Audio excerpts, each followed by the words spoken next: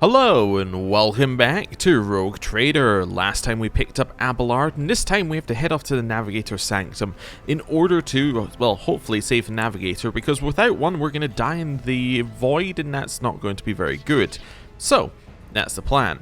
However, before we do that, I am going to attempt to cure our injury. What does the negative from the injury actually do?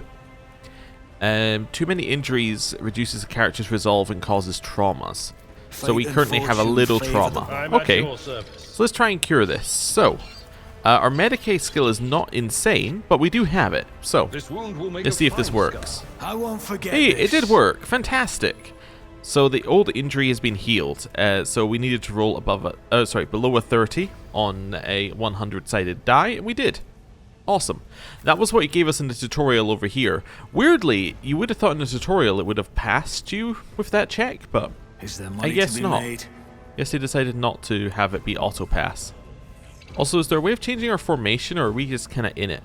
There's no real purpose in changing your formation because you can rearrange at the start of combat, but anyway, interesting. Navigator Sanctum. Zone map. Here is a map of your voidship. It consists of several parts between which you can travel. Okay, I think I got the idea. So we are currently in the warrant chamber. We are now going to Navigator Sanctum. Awesome. Okay, so still have the Vox skill following us. These weird purple bits. Okay. That doesn't Rise look to good. the top, or get The left. Navigator Sanctum is directly Oh. along the passageway. I pray to the God Emperor that we are not too late. Hello.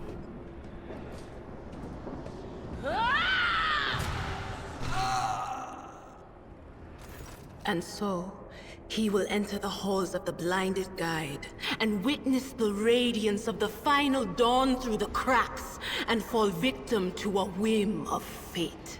The woman before you whips around and gazes straight at you, her eyes glowing with otherworldly light. Master, watch your head. Oh, Aira, would it be too much to ask that you phrase your soothsayings plainly for once?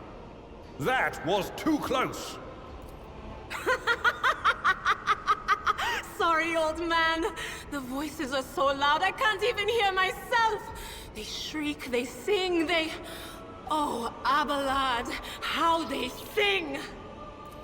This is Aira Tlas, personal psyker and diviner of Her Ladyship Theodora von Falensis. Aira? I'm not drunk, old man. I'm suffering the effects of the warp that is seeping through these walls. I see the ship's fate. To die in the waves of the Imperium, fall under the burning rays of the final dawn. And in the roaring blaze, I see a figure standing. Who is it? I have no answer. the entity in your consciousness shrinks and crawls in deeper, its claws scraping against the walls of your mind, as if the presence is trying to hide from the seer standing before you. Okay, what are you doing here? The whispers called me. The ones I could make out among all the screams and screeches. Those who are rocking this boat hit us where it hurt. They went after the Navigator, our guide through the warp. Other whispers called me to the Engineerium, but it was too late. I heard the cry of our master Cog, and the silence that followed. What? You don't mean the Engine Seer Prime is... Said, without a doubt. And the voices wail, heralding countless nightmares, cackling at each soul among the hundreds that are now joining the warp. The shriek from the Navigator Sanctum was louder than the rest. And it's better that we saved the Navigator than some lever puller from a cooling module or a cook from the middle decks. You hear a few clicks from the relays on the servo skull, which has followed you all the way here, and Theodora's scrambled words give way to a voice vaguely familiar to you. Officer's frequency. To all who can hear me, those with a weapon in their hands are to gather on the officer's deck at once. I repeat, gather on the officer's deck at once and prepare to launch a counterattack. That's Ethelthrat. Oh, Emperor's Providence. The other heir lives as well. Quickly, we must head to... Not so fast, old man. If we drown in the warp, Lady Theodora's heirs won't be any good to us. If Ethelthrat's like me and hasn't yet surrendered his mind or body to the mercy of the warp, then he can still hold on a little longer without us. Blast it. You're right. First, we need to deal with what is happening here. Okay, so you're a diviner, are you? The voices from beyond the threshold whisper to me. Sometimes their murmurs are clear, they grant insight. Sometimes they drive me mad. But I am patient. I know how to listen and discern. But now, with this clamor around me, too many voices, too loud. And you are Von Valancius, one of Lady Theodora's heirs. Well then, we finally meet. How do you know who I am? What?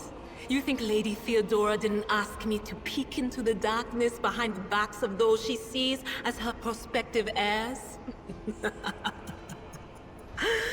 I have seen you. I have seen the footsteps of your past and the wounds of your heart. You flinch at the seer's words. No doubt she is referring to the nightmares, the tortures inflicted upon your body and mind. Your muscles contract involuntarily as if steeling themselves once more for the inevitable pain. Right, we must see if the Navigator is well. Oh no. No. Nothing is well about him. Can't you feel the chill crawling on your skin? The eyes watching you? The warp ice has already encased the bulkheads. What follows is calamity. But we're not just going to stand here and take it, are we? The state of things in here suggests there's a navigator around. Maybe one who's crippled or at death's door, but still kicking. And since our skin hasn't peeled off our faces just yet, his third eye must be closed. At worst, it's a little roughed up. So what are we moping around for? Let's go protect that noble mutant while we're still alive. Okay. And with that, we have now got Aira in our party. Okay. Cool. So is she leveled up automatically, or is she a different level? Crave entertainment. She starts at level 2. Okay. She has we have the backup las pistol, and she has a psychic staff because she is, of course, a psyker. So what can she do? She has strike, which is 100% strike damage. So that's with this. So you can also switch to the las pistol if we wanted her to. Then lightning arc. One enemy creature within a 10-cell radius, this would hit, chains up to 4 targets within a 3-cell radius, dealing Psyker's staff power level, times by the Psi rating, plus the Psyker's weapon proficiency bonus to each. So, that would do the Psyker's staff level, which is... I'm going to go in here just to have a look here. Where do I see that? Info. Okay. Power level 6. Okay. So, power level 6. So, we start with power level 6. You times by the Psi rating, which is what? Psi rating. Each level of Psi rating gives the Psyker access to new psychic powers. Also intensifies damaging psychic powers. So... can I see her Psi rating written down anywhere? Seems like the kind of thing you would put... Oh, is this one. So Psi rating is 1. She's an unsanctioned Psyker, by the way, which is interesting.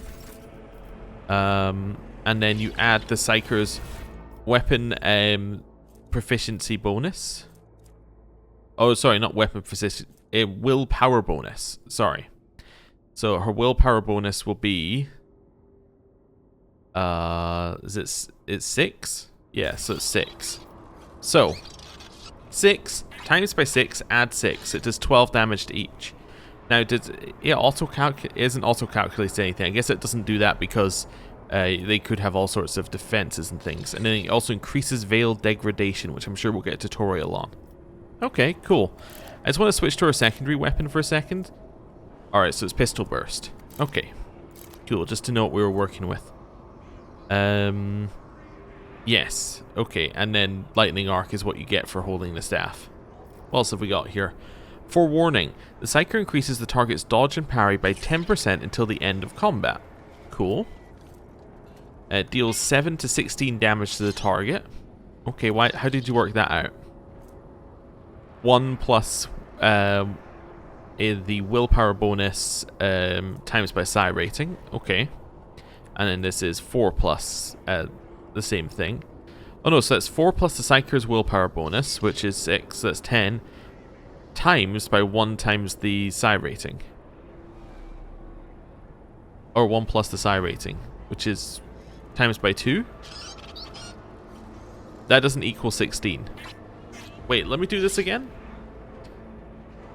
4 plus the Psyker's willpower bonus. Oh no, so I've done it wrong. Okay. It's the Psyker. I understand where I went wrong. I was assuming I was assuming multiple brackets. Okay. Psyker's willpower bonus is 6. You then times that by 2. That gets you 12. You add 4. Cool. Order of operations. All the brackets were just confusing there. For some reason I thought because it was all in brackets that the first part was like one thing, the second part was another thing, and then you were timesing. But no, of course the second bracket is actually over here. Okay, cool. That's fine. And then analyze enemies.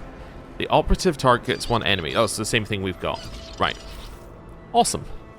Well, this is obviously the door we have to go through, so let's not do that. Head down here. What's this? Locked door. Wonderful. Glad we did that. Head over here. What have we got? Is this thing just going to say we narrowly dodged it? A piece of pipe left a noticeable dent on the floor. Cool. I'm going to do a quick save. By the way, I noticed at the start of the episode, I started the episode after I noticed this, but if you press F8 to reload, it doesn't load your last save. It loads your last quick save. Now, I only noticed it at the start of the episode because I had like a false start, pressed F8 thinking, it's going to go back to the save that I'd made, because that was the last save I had, the one I loaded up. Nope, went back to the quick save before that. I know I noticed because we hadn't leveled, so I just reloaded. The next one came back to it, but it's just important to note. Hurry, destroy this field. Don't keep our master waiting.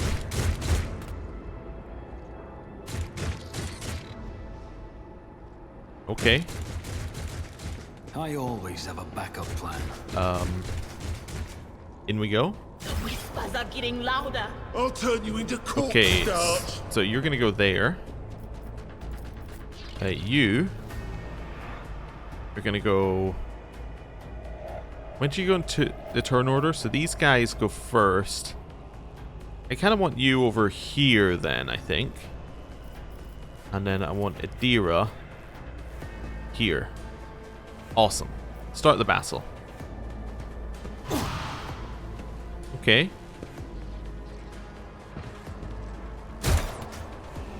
That's fine. So I have charge. How about we charge to this one? Reduced to dust. Nice. Okay, then turn around and kill the other one. I took care of this one. Why did it like that? Okay, so 2 down. And then this, I don't think we need to do. Nope.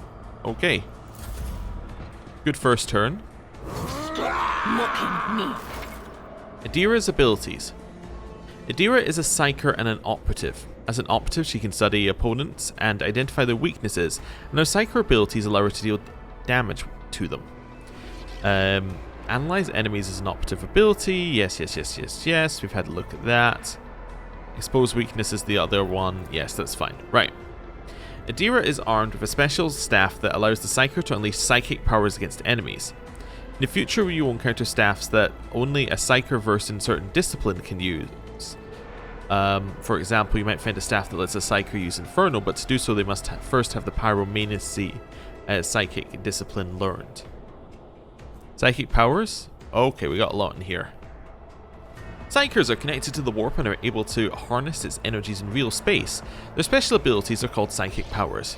Their actions are destructive and dangerous not only for enemies but also for Psykers themselves as well as their allies.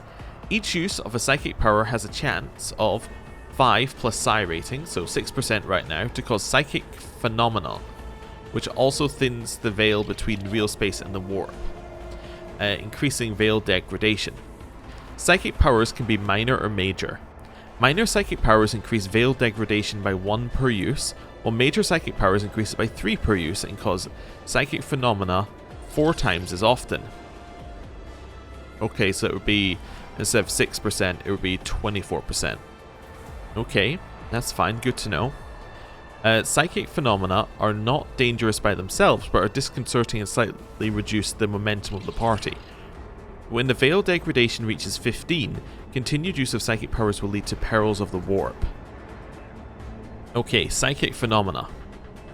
Each time a psyker uses their psychic powers, the veil between real space, yes. Psychic phenomena are more disconcerting than dangerous, intruding into the thoughts of people around the psyker and causing omens and visions. Psychic phenomena reduce the momentum of the party, distracting them from combat, lowering their morale, or just causing bad luck. I'll wait till the momentum tutorial to get into it instead of trying to do it before the tutorial. Psykers can be sanctioned or unsanctioned. Chances that sanctioned Psykers will cause psychic phenomena are halved, while unsanctioned Psykers instead have increased chances and +1 to their psi rating. Okay, so an unsanctioned Psyker will likely be stronger than a sanctioned Psyker in terms of pure power, but they're going to cause this veil degradation to happen more often, which is obviously not very good. That's going to cause problems. It's probably going to mean that in a normal fight you can use less powers, if that makes sense. Like a sanctioned Psyker could use a bunch of powers and not raise the bar as much. Perils of the warp. This dangerous phenomenon may occur whenever veil degradation reaches 15 and a major psychic power is activated. So it has to be a major one that gets activated here. So you can still spam minor powers and it doesn't really matter. It's the major powers which you need to be worried about. The chance of this happening is 10 plus psi rating plus veil degradation percentage. So if we were to hit this, right, the lowest veil degradation that this will trigger on is 15%, right? So 15 plus 10, so you're at 25 plus 1 for psi rating. So it's 26% when you hit that for us right now. Perils of the warp are dangerous to anyone in the vicinity of the Psyker. Their manifestation can push away characters, damage them, summon demons, fill the area with motive force charges, and much more. Perils of the warp are unpredictable and extremely dangerous. I wonder how far they went here. I'm trying to remember, I've only played at tabletop like Warhammer games once, so it's a little vague in my mind, but I think I was playing Deathwatch, and if you roll a 100 on that one, on the Perils of the Warp table, it's a greater demon who appears, and, well, basically you just die, essentially, under most circumstances, so at least that was how it was in whatever version we were playing. So I'm wondering how bad it is in this one. Like, what's the danger? It does say it can summon demons, so, like, is it the same, like, table, or is it like it might summon 1 or 2? Also, how dangerous are 1 or 2 in this game? I have no idea. It's like, how much do you want to push it? I'm assuming you don't ideally want to do that, but it's a if we needed to kind of question. Okay, so also warp degradation. So it's starting at 10 here. Okay, when does it go back to normal? Okay, that's fine. That's just the percentages of all of this. It doesn't say, but we have started at 10. Okay, also, what is our... so lightning is... So how do I see if it's a minor or a major? This just says increases veil degradation, but it doesn't say if this is minor or major.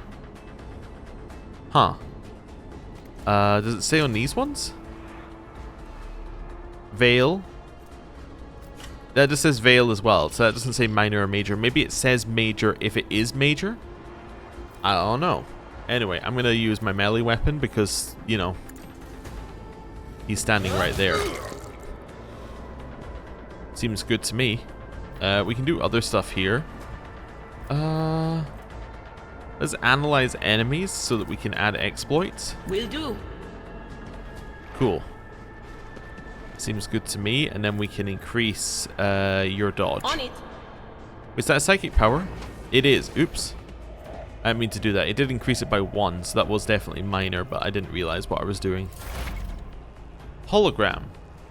Use the hologram to gauge the effectiveness of your intended actions in combat before taking them. Click on any accessible cell to place the character's hologram there, select an ability to see the expected outcome. The action will be displayed as if used from the hologram's location to let you assess whether you've picked an effective position for the action you're going to take. Let's just see here. So if I do this, we can then say, so now I'm going to try and do that. Oh, cool. Undo. So we can do Deadeye Shot for 38. So we already have Analyze Enemies. I just want to see, what does Exploits do again? It's all about damage increases. Yeah, so it's not actually going to help us that much here. What we could do is we could do something like this and then take a shot. We go to 38. We could go here. Let's make some opportunities. I didn't mean to move, but I guess we're going here. I won't compromise my principles. Switch to your melee weapon. I've changed my mind. Attack denial. Characters with melee weapons block adjacent enemies' ability to perform attacks with ranged weapons. Oh, that must be true for us as well. Oh, pistols and shotguns are the exception. Okay. Attack. Who if not me? They parried. That's not on. Okay. Some of that. Cool. Hey, there's a good bit of damage. Just cast Misfortune on me. Okay, nice dodge. What's Misfortune do? Minus 20% penalty to dodge. Okay. Charge? I will do my duty. Reduce to dust. Nice. Okay. Good turn. You could now do one of these if we wanted to. So that's major. So I can see here. So you can see that's gone. That's going to make it go up by 3. So that must be major. I do a shift 2. That's, see, this one is not major. Let's do one of these. What? Nice. We did it. The creature in the chair appears as if it has become one with its throne. You can see pink, parchment-like skin stretched between the seat and the limbs that have too many joints for a normal human being. The Navigator is breathing heavily, the air whistling as it exits through the 2 dark, gill-like slits on its cheeks. The creature's eyes are shut, the 2 ordinary eyes as well as the 3rd one that sits in the center of its forehead. I believe Master Vespidas still lives. Abelard flinches at the sight of the stretched skin and dark marks on the face of the creature. The servants who are dead, the servants are dead, but the chamber, thank the Emperor, is still sealed from the warp. Well, we have a chance of leaving this place alive. Okay. Adira, what's wrong with him? Adira winces. Wounded, exhausted, fighting back the endless horrors of the warp that are forcing their way into his head. Pick one. The Navigator stirs, barely able to lift his head and half open his normal eyes. A dark drop rolls from under the closed lid of the 3rd eye and down his face, leaving behind a black trail. Your time is short. The voice is coming from the Vox grill at the base of the bizarre chair. It is unclear how the Navigator is able to produce human speech. Our time is short to do what? Suddenly the Navigator's body starts thrashing in place. It lurches forward, then falls back onto the seat, then thrusts forward again as its bones crack and its skin tears open. However, the fusion between the body and the chair appears to be stronger than these wild impetuses. The mutant remains seated, but leans as far forward as he can, his layered raiment slowly turning crimson. The gill slits burst open, forming two hideous screaming mouth-like pits. Fall to your knees, mortals, and behold the final dawn. Aira shrieks in terror. It came from beyond. His body is not his. Aira's scream is echoed by the silent cries in your head. The unseen creature triumphs at the sight of the Navigator succumbing to the paroxysms of corruption. Its march thunders under the burdens of hope. Unseal your hearts, and I will flood your souls with myriads of words and meanings, each one a portent of salvation within me. The Navigator continues to convulse violently in his seat, shrieking and cackling. But then his fit stops abruptly. His face is drenched in black and crimson. The dark ooze from under his third eyelid has turned from a trickle into a stream mixed with the blood coming out of his nose, and there is a purplish swelling around the eye. Run! Flee from this place, while I still have the strength. The words come out of the Vox as a laboured rattle. I can contain the intrusion, but not for long. We must begin the translation. Leave the warp. It can't be done without the Master Helmsman's help. Who torments you? The Edge. The Navigator starts thrashing about once more, his gill mouths bursting with crazed laughter.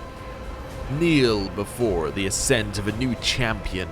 When the rite is complete, the shell will burst and thousands of maws will accept the sacrifice offered to the Edge of Daybreak by the bringer of twilight, the one marked by the will of the gods. Each word rings through your head like the tolling of a bell, as if countless voices have joined in, screaming into your ears. For a moment you lose your bearings. This unholy chorus must be trying to confound you with sounds not meant for this world. What's that supposed to mean? Right. A sacrifice offered. Oh, my heart tells me that Kunrad was not deterred by his defeat in the warrant chamber. What? Kunrad betrayed Lady Theodora? Aira clutches her head. How is that? How? He was loyal as a dog. I didn't hear a thing, I swear. The Navigator, or rather the thing that is so determined to seize his body, erupts into mocking laughter. The footfalls of the bringer of twilight are veiled by the will of his masters. Tear out your eyes, she who is to become the champion's servant, for you need them no longer. Okay. Let's see. I want to help you. Tell me how. The Navigator takes a ragged breath. Run. The sanctum will be sealed. I will hold it off. Hold on. And wait for the signal from the Master Helmsman. Then I will commence the translation. So run. Run. Abelard, the Navigator is still alive, but barely so. What do we do? What do we do now?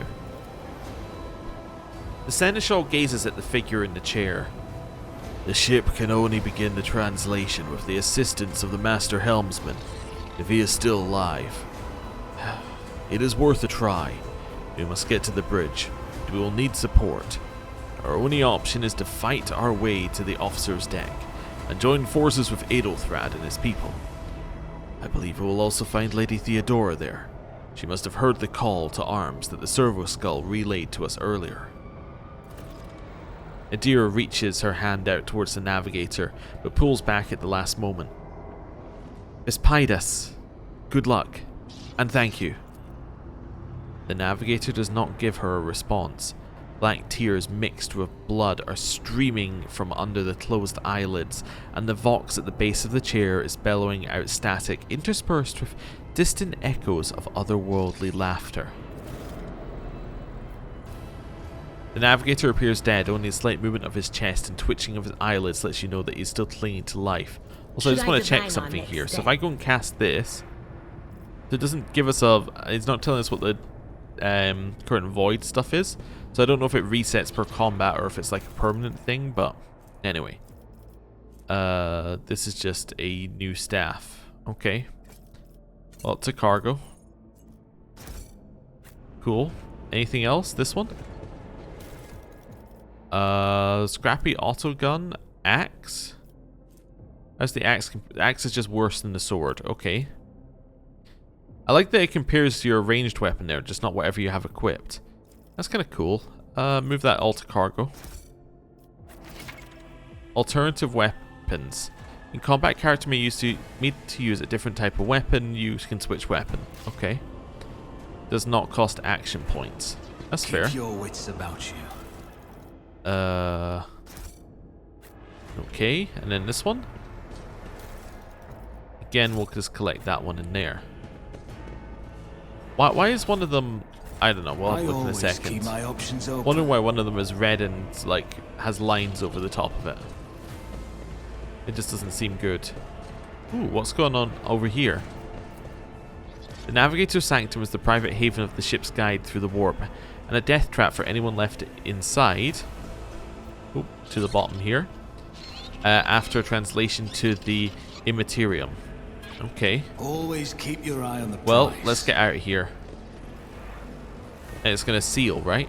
That's what we were told. No? I don't know. Anyway, I think this is the way forward. To be made? Locked door? Maybe I'm wrong. I thought that was what we needed to do. Am I completely off here? I am. Okay, it must be this way. Rise to the top, or get left in the dust. Yeah, okay, we'll go this way. So we now want to go to the officer's deck. Okay, we can do that. Definitely possible. Okay, and now the officer's deck. Once we get the last 5% done here. There we go.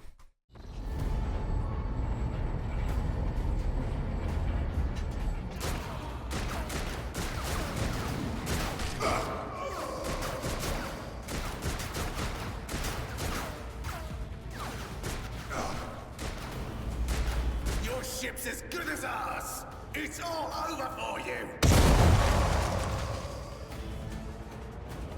I shall pity not your enemies. I shall heed not their pleas. Somebody shoot these men. I shall betray not your tenets, nor stray one step from them. Take not your gaze from me. Leave me not without your grace. I told you he would protect us. My God, my light, my Emperor.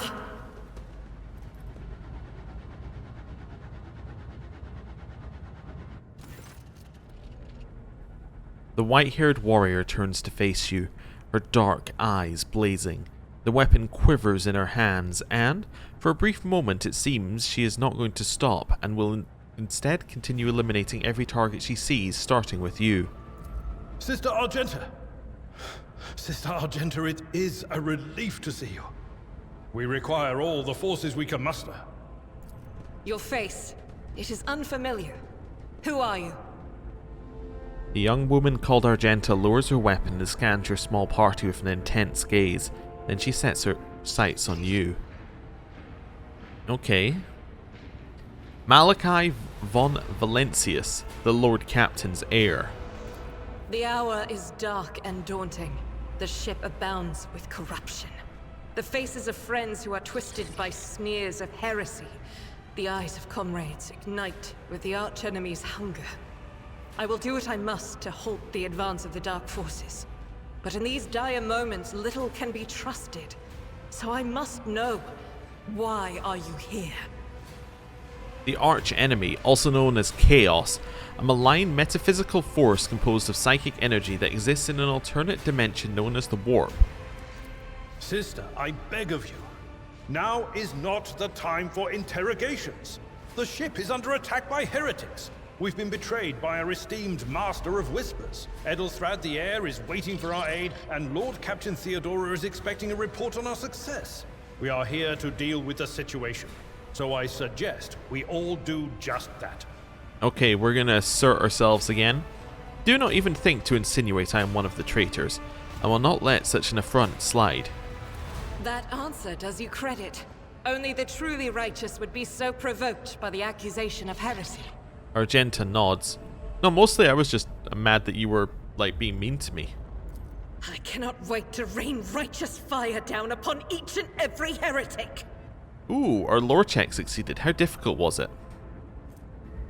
Okay, it was like we had to roll less than 100, so I think that we were probably going to be fine on that one. But anyway, what is a warrior of the Adepta Sororitas?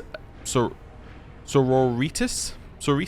Anyway, doing aboard a rogue trader's ship. Your orders serve the ecclesiarchy, do they not? Sister Argenta is a guest of the Lord Captain. And that story deserves its own time and conversation. Under more appropriate circumstances. Enough idle chatter. I am where I must be, and that will suffice. Who are these people with you?